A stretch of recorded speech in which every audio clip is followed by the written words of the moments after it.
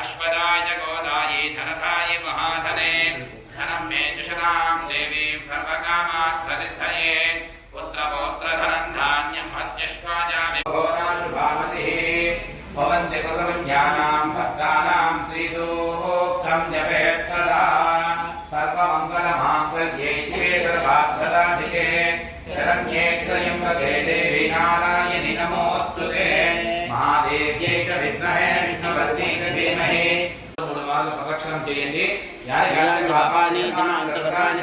తాని ప్రణశ్యంతే ప్రదక్షిణం పదే పదే పాపోహం పాపకర్మాణం పాపాత్మా పాపసంభవ